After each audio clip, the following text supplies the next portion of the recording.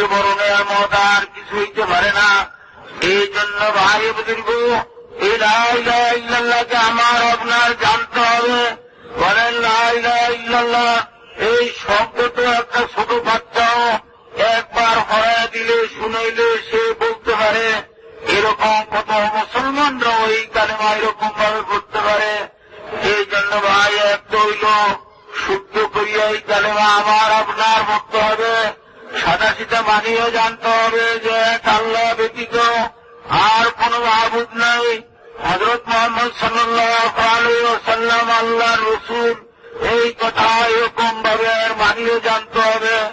এবং এই লা ইলাহা ইল্লাল্লাহ হরিয়া আমরা আল্লাহ জাল্লা জালালুর কাছে এই ওয়াদা অঙ্গীকারে বদ্ধ হই যে আল্লাহ তুমি আমাদের মালিক, আর কেউ আমাদের মালিক নাই। তুমি আমাদের সৃষ্টিকর্তা, আর কেউ আমাদের সৃষ্টিকর্তা নাই। তুমি আমাদের পালনওয়ালা, আর কেউ পালনওয়ালা নাই। তুমি আমাদের রক্ষাকর্তা, আর কেউ রক্ষাকর্তা নাই। তুমি সমস্ত বিশ্বজগতের মালিক, আর আমরা তোমার বান্দা। এই জন্য এই দিলের ভিতরে পুঁজ পয়দা করতে হবে। আল্লাহ জাল্লা জালালু তিনি সর্বসর্বা, তার কবজায় কুদরতের ভিতরে সব কিছু। আল্লাহ জাল্লা জালালু নিজেই বলেন, এই আসমানের মালিক আমি, এই জমিনের মালিক আমি। এরকম ভাবে এর মধ্যখানে যত জিনিস আছে সমস্ত জিনিসের মালিক আমি। আমি যা চাই তাই করতে পারি। এবং শেষকালে আয়াতের শেষ দিয়া বলেন, ওয়া আলা কুল্লি শাইইন কাদির, আমি সর্বশক্তিমান। আমি যা চাই আমি তাই করতে পারি। আমি দিনকে রাত্র করি, রাত্রকে দিন করি, ইজ্জতওয়ালাকে জলিল করি, জলিলকে ইজ্জতওয়ালা করি, বাদশাকে ফকির করি, ফকিরকে বাদশা করি। আমি যা চাই তাই ঘটাইতে পারি।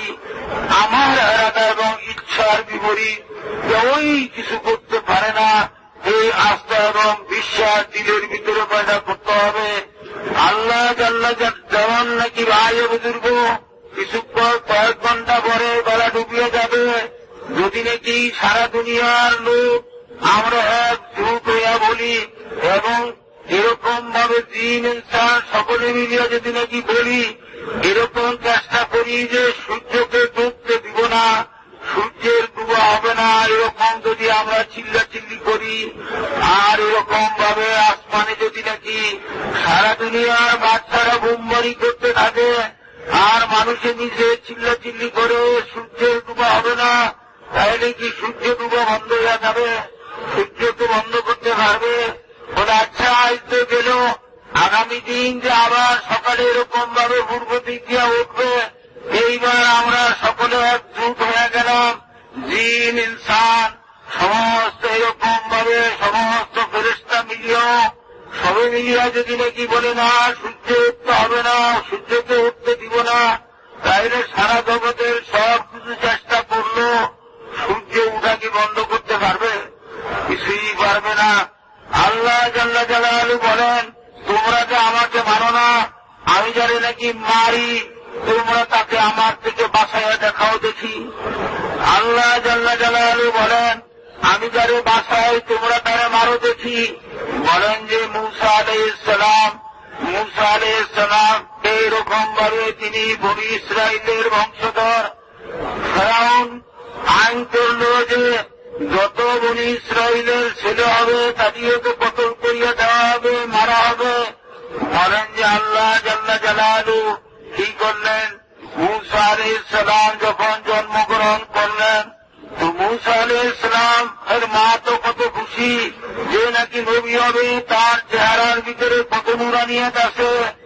বলেন বড় খুশি, আবার দুঃখ যে হায় আমার এই ছেলেকে ওই খুবই সেয়া নিয়ে যাবে আর দবা করে দিবে। তো বলেন যে এরকম ভাবে চিন্তা করতেছিলেন।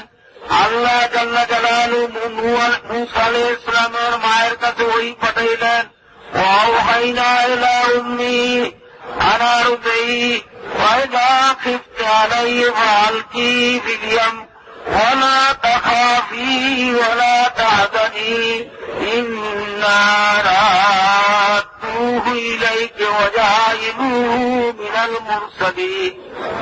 ও মুসা, মা ঘাবড়েও না। যদি নাকি কোনো ভয়ের আশঙ্কা দেখো, তাইলে তোমার এই বাচ্চাকে বাক্সা বানাইয়া, সিন্ধুক বানাইয়া ওই বাক্সার ভিতরে ভরা নদীর ভিতরে ফালাইয়া দাও। নদীর ভিতরে ফালাইলে তুমি এই ভয় করো না যে এই বাচ্চা পানি উঠিয়া মরিয়া যাবে, মৌজের ধাক্কায় মরিয়া যাবে, বা এরকম ভাবে কোনো ঘটনায় মরিয়া যাবে। মরবে না, নদীতে ফালাইয়া দাও। আবার আমি তোমার এই ফালানো বাচ্চাকে তোমার কোলে আমি পৌঁছাইব এবং একে আমি নবী বানাইব, রসুল বানাইব। তো মহতারাম বুজুর্গ দোস্ত, এই আল্লাহর নিজাম, আল্লাহর নিয়ম এরকম ভাবে করছেন।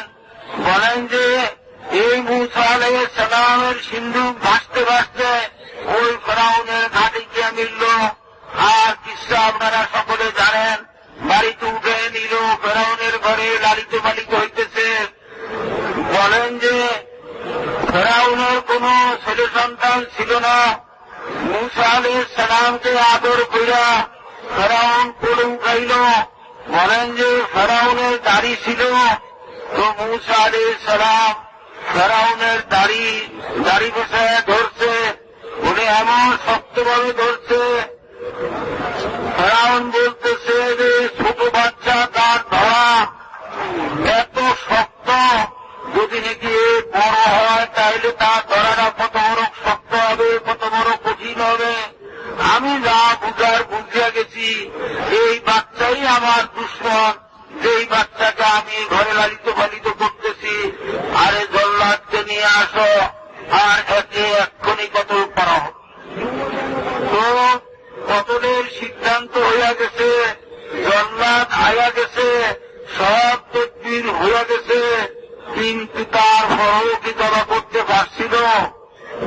তো মহতারাম বুজুর্গ দোস্ত, আল্লাহ যারে হেফাজত করে, আল্লাহ যারে বাঁচায় তারে কে মারতে পারে, আর আল্লাহ যারে মারে কে তারে বাঁচাইতে পারে। এই জন্য আল্লাহই যা ইচ্ছা করেন তাই হয়, আমার আপনার ইচ্ছার দ্বারা কিছুই হবে না। এই জন্য মহতারাম বুজুর্গ দোস্ত, দিলের ভিতরে কি আস্থা পয়দা করি যে যত সৃষ্টি আছে, যত বস্তুবাদ আছে, এই সমস্ত জিনিস একাত্র হইল আল্লাহর হুকুমের বিপরীত যদি কিছু করতে চায় তাহলে কিছুই করতে পারবে না। আল্লাহ যা চাইবেন তাই হবে। আর এরকম ভাবে আল্লাহ জাল্লা জালালু নিজের ইচ্ছা মতো সমস্ত জিন ইনসানের, এরকম ফেরেশতাদের সমস্তের বিপরীত আপন হুকুমের দ্বারা তিনি যা চান তিনি তাই করতে পারেন। এই আস্থা এবং বিশ্বাস দিলের ভিতরে পয়দা করতে হবে। মোট কথা কি যে মাখলুক সৃষ্টি স্রষ্টার হুকুমের বিপরীত কিছুই করতে পারে না। আর